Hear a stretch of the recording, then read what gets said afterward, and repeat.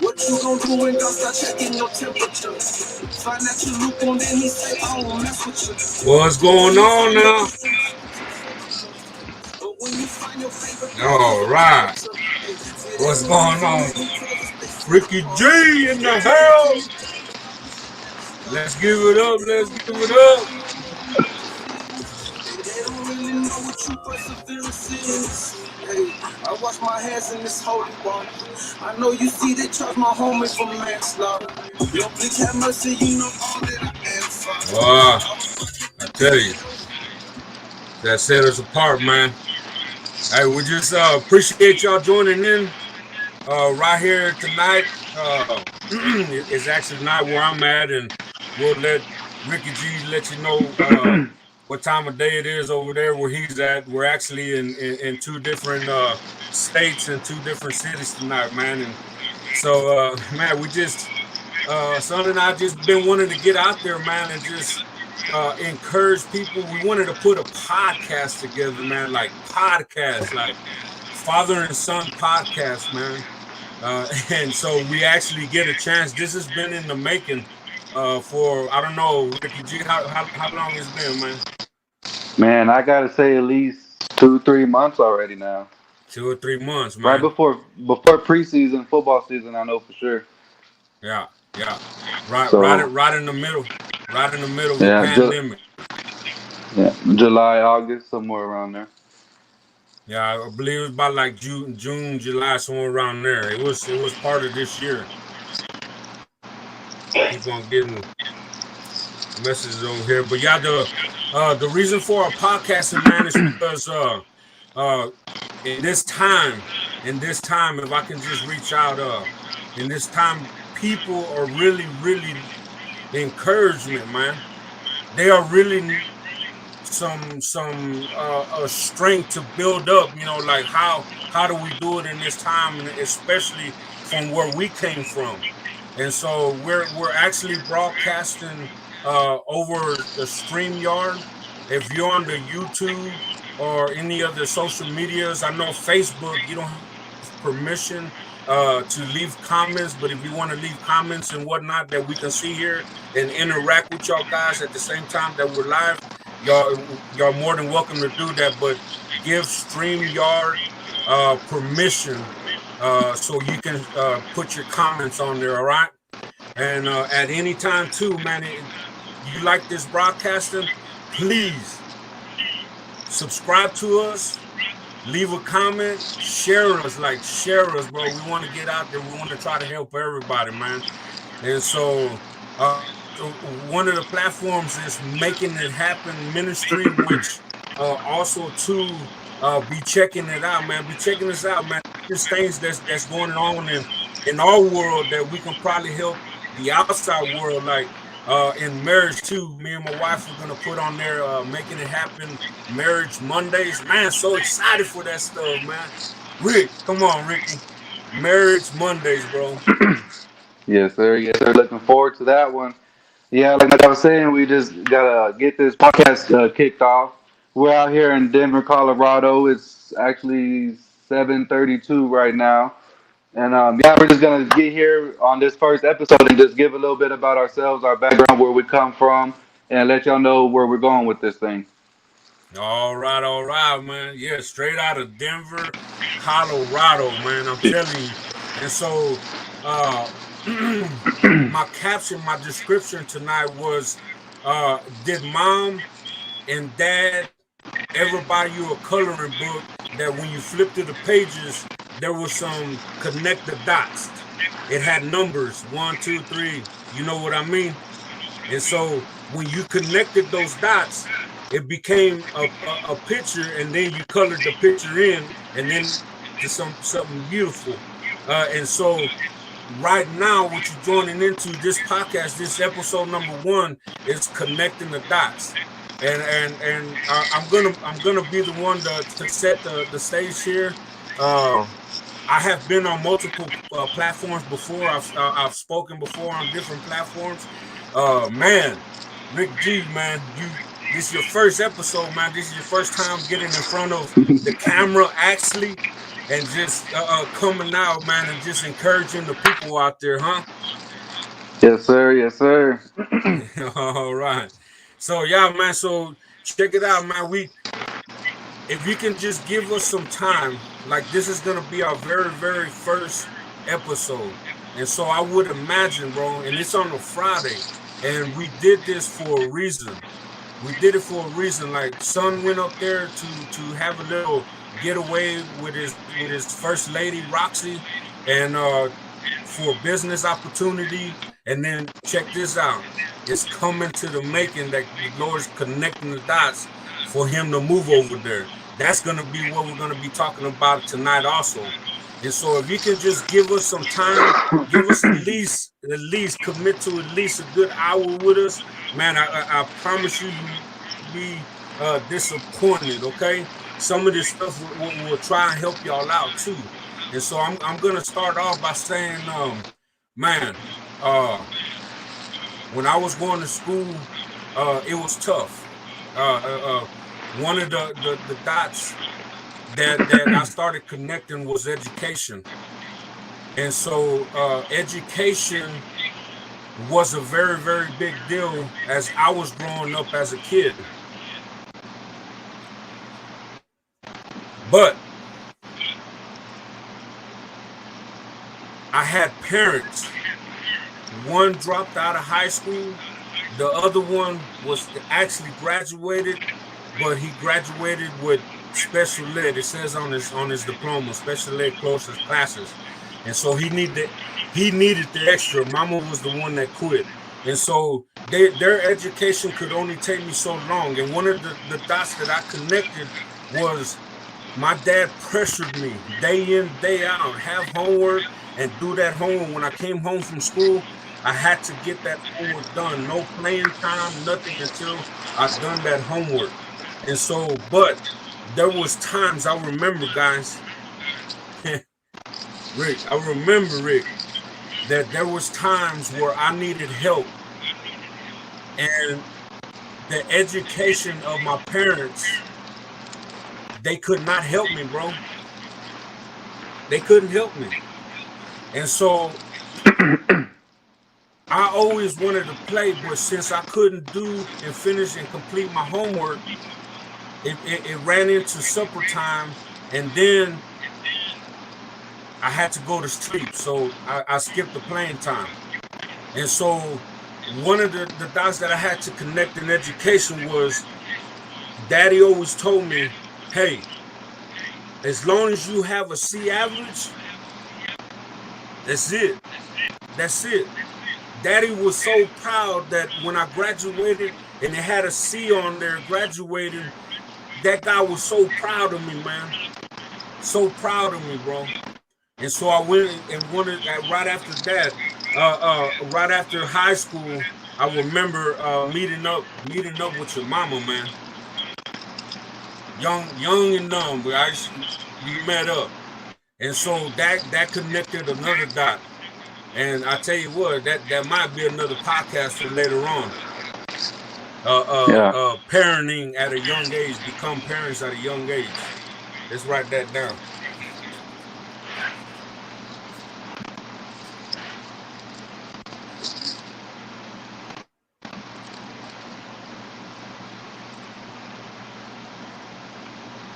All right. And so we started off early. We were early birds. Like me and his mama, we came to the time in our lives at the right time, if I can say. And so as we're connecting the dots, that was another dot that I was able to connect in this lifetime of mine. And at my age, let me tell you, I haven't finished connecting the dots. I haven't finished connecting the dots. When I take a look back, my picture is still incomplete. And so I'm gonna turn it on. I'm gonna turn it over to Ricky and let him tell you where he started and how he started connecting his dots and where he came up to right now. Right. Yeah. What you're gonna see is me and my dad. We have very similar paths, but also very different at the same time. See, I started off in school, and I was always a smart kid. Um, I didn't bring home homework. I was tutoring other students in middle school. Um, it got to the point where I was in high school, and I was so advanced than other people. I was taking AP classes, and I was bringing home 90s, 91s, 92s. That was grades, and I would bring them home and I would show my dad, and he'll be like, "Hey, man, those grades are cool, but you got to do better than that." I was like, "All right, bet." So I go to school. Next 6 weeks, I get my report card. Bang, 93, 95, 96. He's like, "Yeah." He said, "That's good, but look what you did now. Let's see if you can do better." So I'm like, at this point, I'm like, "Hey, man, come on now. I'm already bringing home like mid 90 grades, like I'm making all A's in all my classes, like that's not good enough." So I started getting kind of mad. I was like, "Hey, man, like I'm doing good." So, anyways, I went back to school and put in the work. And next thing you know, I got all 98s, 9900s. Bang. So, whenever I got to this level, is when you can say I started acting out. I had too much free time during my class. Um, I was sleeping in one of my classes, and my teacher actually got mad at me, and she was like, "Well, since you think you know everything, Ricky, get up here and teach the class." So what I do? I went up there and I taught the rest of the class, and what do you know? The rest of the class, rest of the school year, she did not bother me. If I wanted to sleep, I could sleep, but I already was doing my work. I put in my work, and she seen that, so yeah, she really didn't mess with me. But during those times where I was, had too much free time, I met my love of my life, Roxy. And before I ended high school, I had two kids and I graduated early. That's how early I started my family. Let me say that again. I graduated early, and before I graduated, I had two kids, my daughter Alize and little Ricky the fourth, Rooster. And that kind of brings us, up to path where we got started in our little high school and in high school years. Yeah. So yeah, man. So you see there, he spoke of how I pressured him into doing more. Once he got to a grade level, just because I got tired of hearing those words. Uh, what's this? What's this word? What's this word say? What's this word say? I got tired of hearing that. I got tired of hearing that. That's what pushed me. That's what pushed me to go into school and to do at a C average level. Now, as I was raising up mines, I pushed them. I gave them pressure and put pressure on them where my parents stopped putting the pressure on me. And let me tell you, he said it's just right that when he went to one grade level, I pushed him to another grade level. Let me tell you, there's might be some parents out there right now. Listen to this. Listen to this. If your kid is having a 90 average, a 90 grade average, why would we push them to a 91? Why wouldn't we push them 92? Why wouldn't we push them to a 93? That's what pressure I put on him. And as I did that, yes, he got highly pissed with me.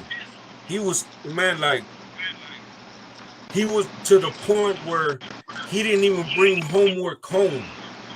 This guy didn't bring homework home, and I brought homework every day of my life in high school and in college. The 3 times I went, I was still coming home with homework.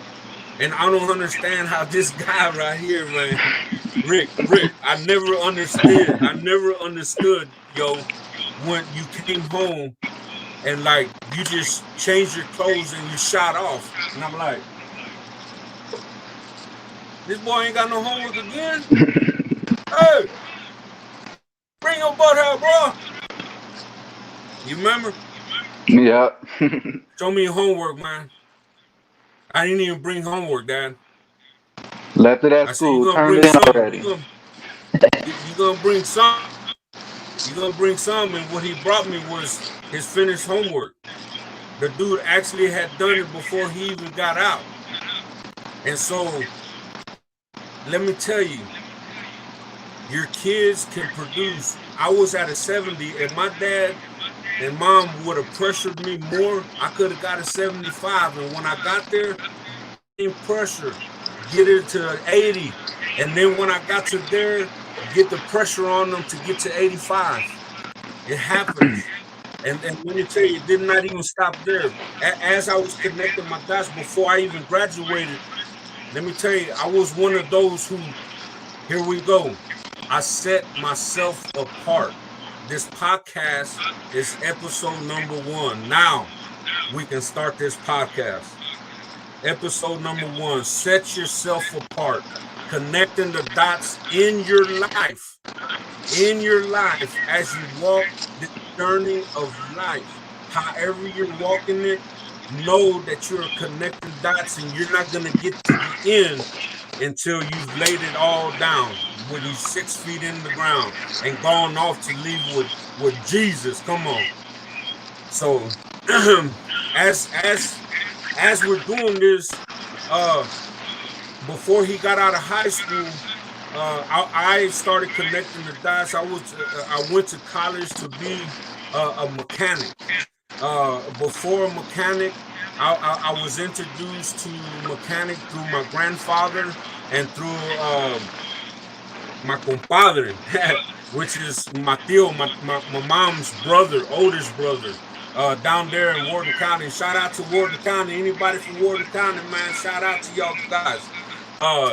Johnny's Gonzalez's automotive shop over there in Wharton encouraged me greatly. He taught me a lot, as well as my grandfather and my father. We were always doing mechanic work. And so I remember telling me, son, you've already graduated. Now you got to go to school. And I took so long. I had a decision between electronics or mechanic. And so since I took too long, my dad picked the mechanics for me, and we went to school for mechanics. The whole time he was like, just get all the training and skill you can up under your belt. That way you can go and be a shop owner. And when I was working with my uncle, my mom's brother, he had taught me a lot in that business opportunity, how to make money and how to advance and how to just turn wrenches faster and take shortcuts where we can just make money. And so we did it like that. And so as he was going to high school, and my daughter was in school also, down there in Brazoria County in South Texas, we started up Rick's Mobile Mechanic. I started it off. Rick was going to school, and in the summertime, Rick would work with me, not for me. You hear that? He worked with me, not for me. And so the reason I said that is because when you want to do business with a family member, you don't never want to say he works for me. Family members and business do not work.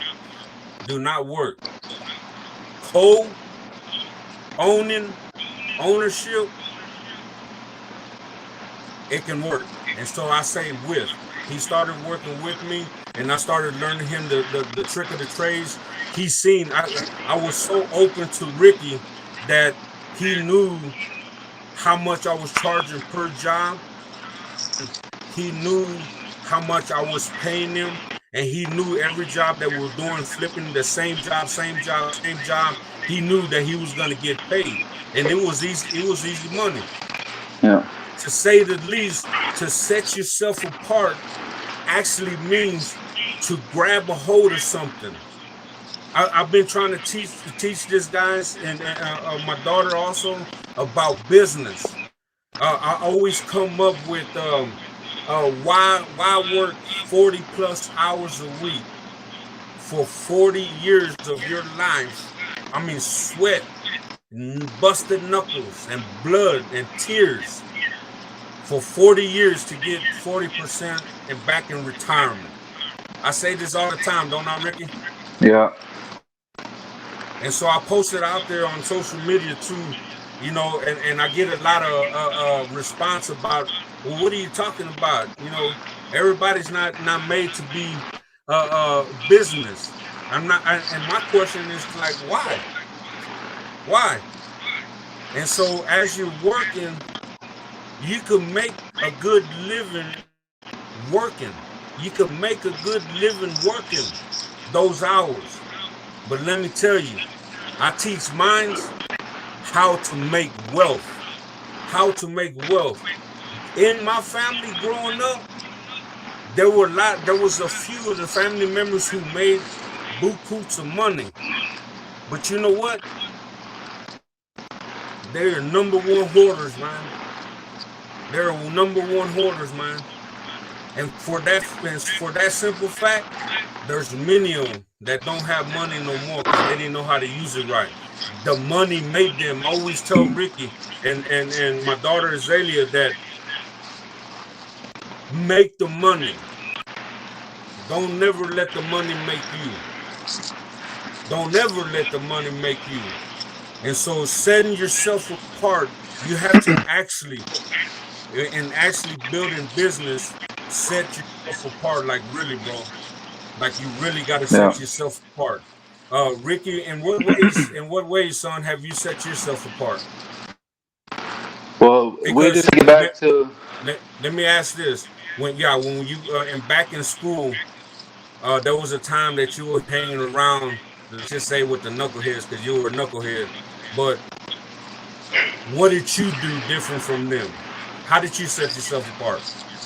Well, we'll just take it back to you said big Rick's Mobile Mechanics. I was doing our new business, but Rick's Mobile Mechanics where it all started. I was probably 12, 13 whenever you started it. So that 12 to 13 right there, I was still very, in school, sixth grade, seventh grade.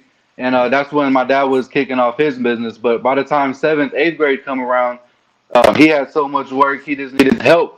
And I was his helper. I was the only one that was willing to go out there and do work like he would do work. So he taught me his way.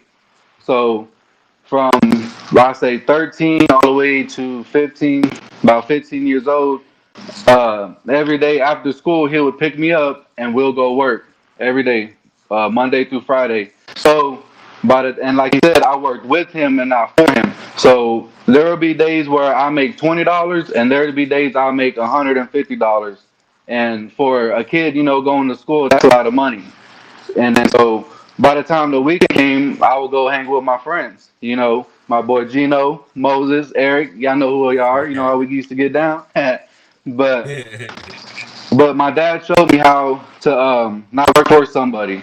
You don't want to work for somebody. You want to work for yourself. I seen him. We used to take vacations whenever we want to. We went camping, fishing. I say half of my life I lived at the beach. We were at the beach at least, man, every weekend in the summer, every other day. We were always at the beach all the time. Um, Already. yeah, but how I set myself apart was I knew I had to get out there and make money, and I wasn't gonna go flip no burgers. And no, no disrespect to the people that do. It's just that's not how I wanted to make my money. I seen how a business could really like generate wealth and money to set you up to do what you want to do, and you can spend time with your family at the same time. You don't have to rely on a 9 to 5 job, and you have to be there. And if you miss a day, you're not gonna get paid. If you don't get paid time off, and like my dad was saying, we know multiple people that work 30 years for one job and then they retired, and a few years later they passed away. So why would you want to work all the way till you're 60 years old and enjoy 5 years of your life? Like, why would you want to do that? Right. Yep. Yep. Set yourself apart, man. Set yourself apart. And so it requires obedience. You actually set yourself up, man. How I did it along the way is that my dad was putting me at these levels like, son, you just need a C average to graduate. And after that, you go to college and get you a certification or whatever you're going to go to college for. And then you get out there and bust your butt. You bust your butt. And he wanted me to do these things because his story was that the reason why he was not able to perform at 100% in school was because at a very young age, at 11, perhaps 12 years old, grandpa was working in the cotton fields.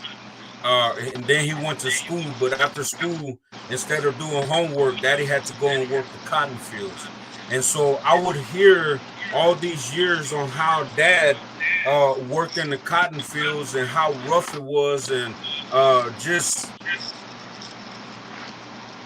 I could not hear it. I could not stand to hear it because first of all, you want your kids to be successful.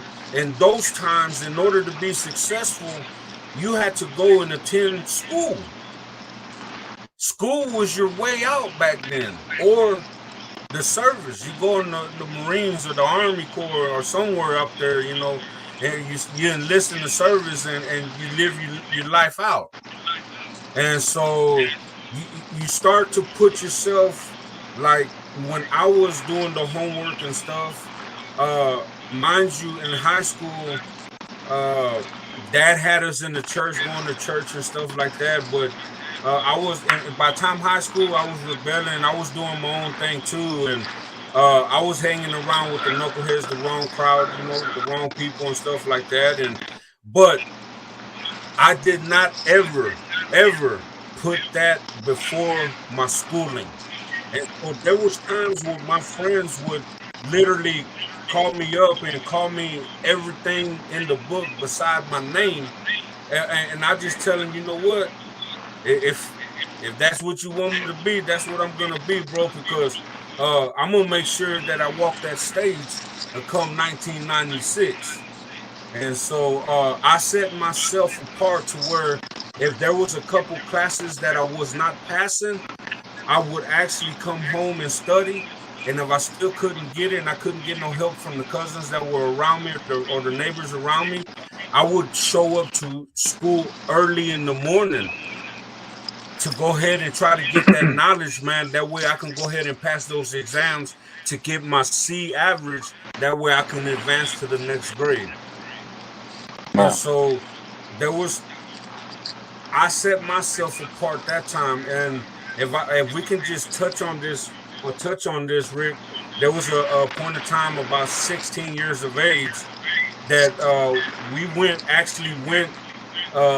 got called to the school because the counselor was concerned not with your grades, but the people that you were hanging around and what was happening. And so when we went up there, the one thing she told us is, I don't know how, Mr. Guzman, I don't know how this is going on outside and he's bringing it here, but he is number 4. Number 4, not 4%, not 4% out of 396 kids. He was number 4 on that list. But the friends he was choosing around, like he was drawing on himself, like, you know how we do it back in the days. And it was just a time where I knew, hey, this was not the Ricky that I was growing up. Woo! And so How did you get? Tell the people out there. Encourage somebody that's going to school right now, Rick, or encourage. Just encourage somebody if they're in that point of their life. Encourage them how to keep pressing forward because they might not be number four out of 396 kids. They're that one that needs the C average and they're hanging about a 68, 69. Yeah. Um, what I gotta say is you gotta want to do it. You gotta want the help, but you also gotta put in the work. Because I have multiple friends that were in the same situation where they were right there about to fail a class or something like that, and they would ask me for help. And most people, they would just give them answers, but I wouldn't give them the answers. I would show them how to get the answer, or I would tell them the answer, and I would tell them, "Show me how do you get to this answer." It was never just a give me, a hand me out, because you're never gonna get nowhere in life like that. You got to actually put in the work and you got to want to do it. Because if you don't want it for yourself, you just it's not gonna happen. Nothing's gonna come to you hand and foot. You know, you know. That's right. Anybody can lead you to the water, but they cannot pedal your canoe because they got their own to paddle. Come on now. Come on now. And so you were number four out of 396 people. Did you drop or did you drop to number 25, number 50? Or what happened? Because we left from there in 2015 and you went to go and finish school in another county. But that number four, that number four of that number four out of 396, it didn't change. What happened? What happened? And you graduated. How early did you graduate? Well, I think it did change a little bit because if you remember when we were in Orange, I was so far ahead. I was just bored at school. I was just to the point where I was doing all my work when a teacher was teaching the class. So I was just sitting there like, man, why am I even here? Like I'm too smart for this. They ain't trying to send me to like a higher grade level because I'm already about to graduate. So it got to a point where on my junior year, I was actually a senior already, and I was just so fed up with school. I was like, man, I just want to drop out. It don't make no sense. You're so smart, but you want to drop out. And that's how bored I was with school. Like I just couldn't stand. I felt like I was wasting my time going up there learning this stuff that when I got out of school, I knew I wasn't gonna use. So I really went to I finished that school year and I did nothing. I didn't do nothing. All my computer work, me and my homeboys, we would just chill in there and just talk, goof off. Sometimes not show up, just like stupid stuff, like I felt like I was. You remember, I was like, man, there's like homeschool. I can get a homeschool coming on. Like, man, I can get my GED. I don't need this high school stuff, if y'all remember. And so that year, Roxy, she graduated and she walked the stage, and I was like, man, I'm supposed to be walking that stage too. I was like, a whole year early, I should have been walking that stage. So at this time, we already had Rooster. That was our second kid. And so when I went to school the very next year, school starts in August. By October, I was already finished with all my classes. I was going to school for attendance from October to December. They were trying to deny me my diploma if I didn't show up because of attendance. So literally from October to December, I'm at school playing games on the computer because if I just had to be there for attendance. So Yeah. like,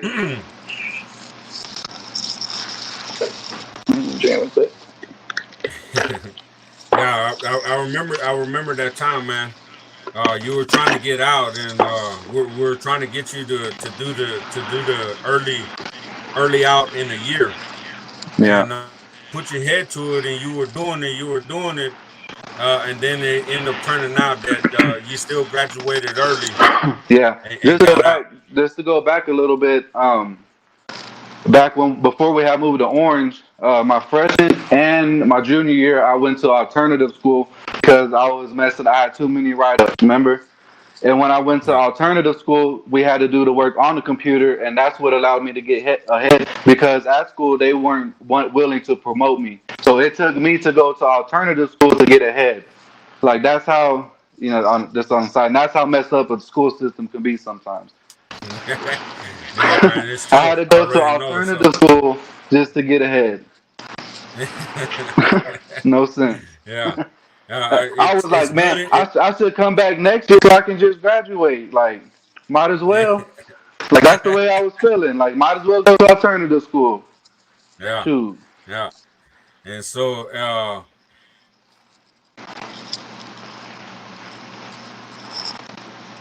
or and what you're gonna do with your life and your future.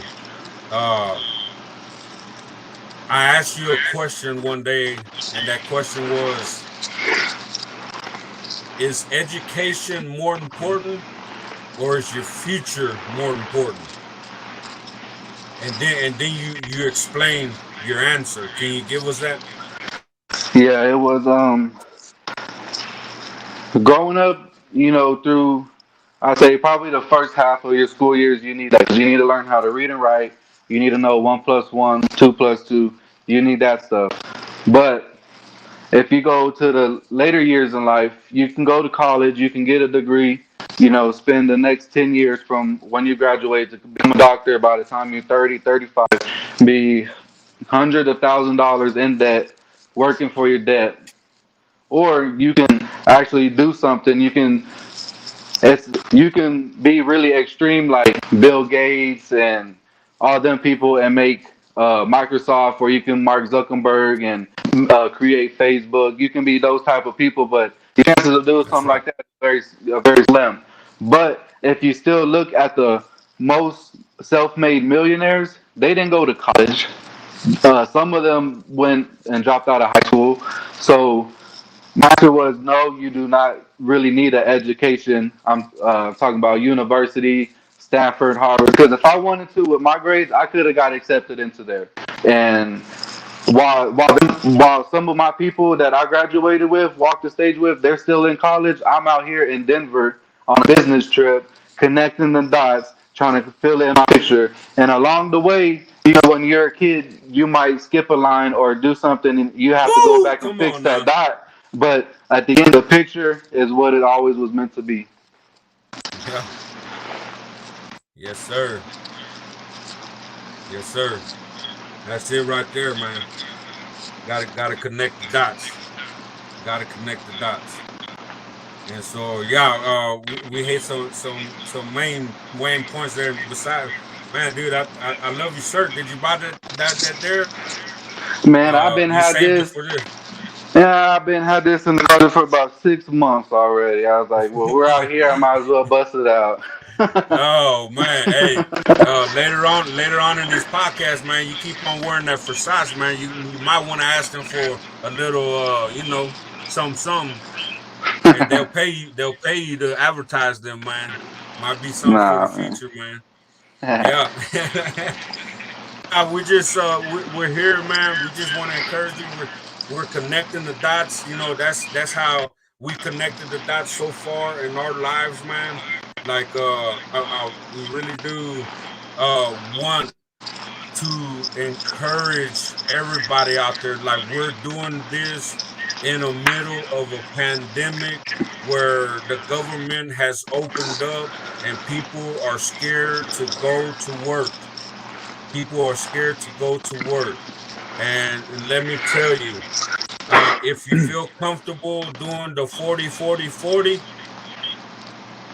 praise the Lord, go for it. Like make your living.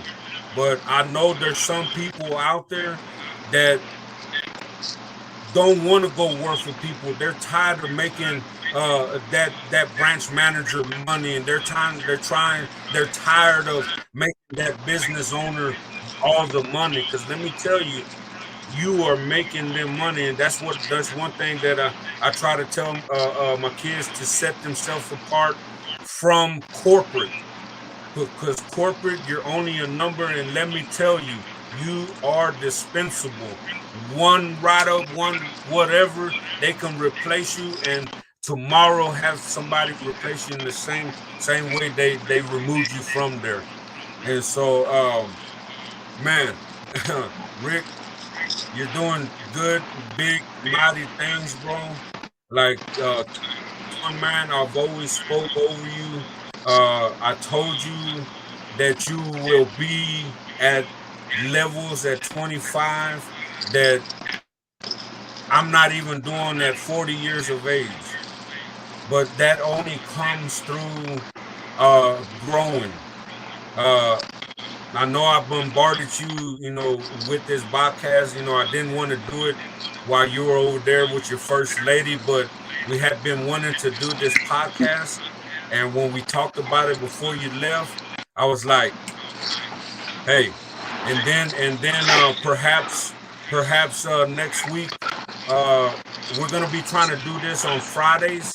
The reason why we're gonna try this on Fridays is because most of the world, after working their 50, 60-hour week on Fridays when they get their paycheck, what are they doing, Rick? What are they doing, Rick? And let me look outside. They're probably at the bar right now, drinking it up. Some. Yeah, at the club, Yeah. and so set yourself apart. Like, there's nothing wrong going to the club. Like, come on, man. There's nothing wrong going over there to Denver, Colorado, and doing what you want to do. There's no problem with that. Let me tell you, if anybody says a problem to that, let me know where it's against the law or what have you. Because let me tell you, you work hard enough to go and spend your money the way you want to, but we want to encourage y'all that on Friday nights, while you're going out, we want to encourage you before you go out, not to spend all your money, bro. Not to spend all your Right. money, because let me tell you, I know y'all see us, y'all been watching us for a couple years now. We've been taking trips. We've been buying Mercedes and all of these things. Like, I'm not trying to give glory to those things. Those are material things. Let me tell you the things that the Lord has positioned me right now. I'm just trying to teach minds. I'm trying to teach minds, man, to live a good life, a prosperous life, a successful life, full of wealth, generational wealth, just coming in, man. That way you can go and do what you want to do. Like, really, come on, guys.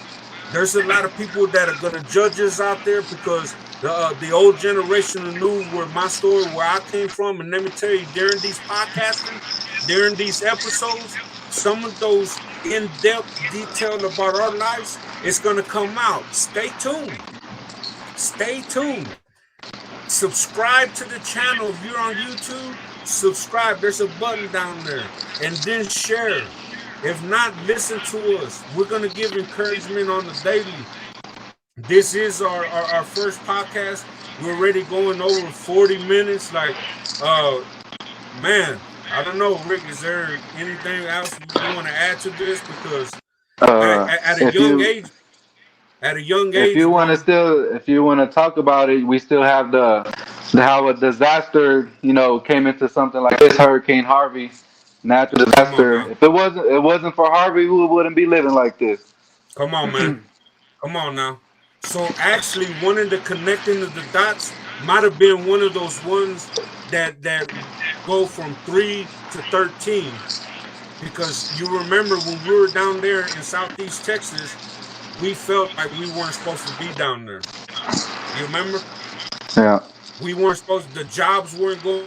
We were trying to buy 9.5 acres with 2 trailer homes on there with a 3.5 acre pond. We were tied to that.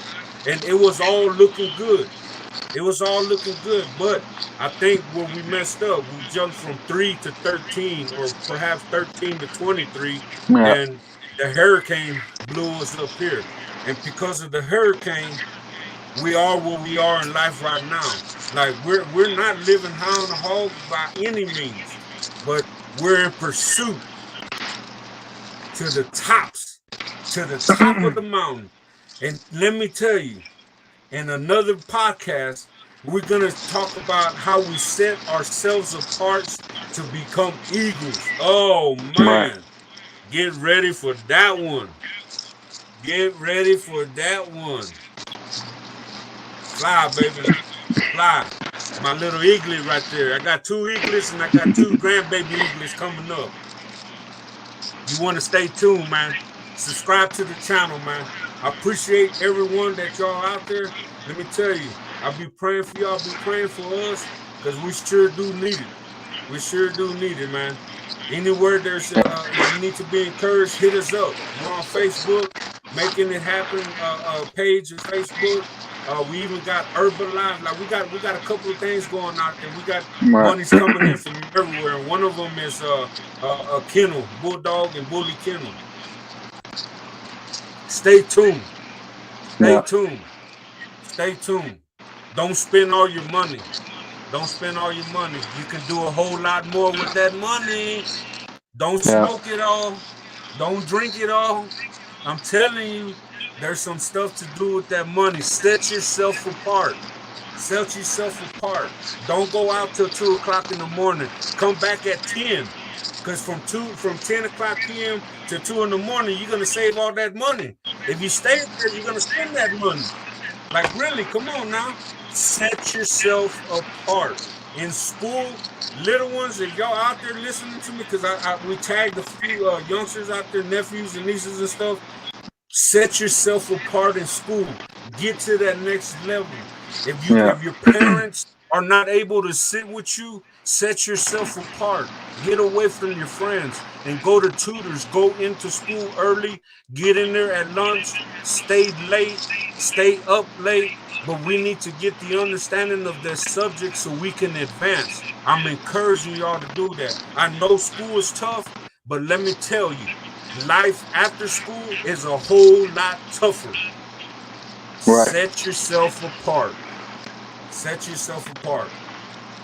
So, hey, man, we thank y'all. We thank y'all for just tuning in to our first podcast, our first episode, man. Set yourself apart. That's the name of the podcast. Set yourself apart. You want to tune in every Friday about this time, about 7. Son was over there in Denver, so he's an hour behind. So he's 8:15 right now.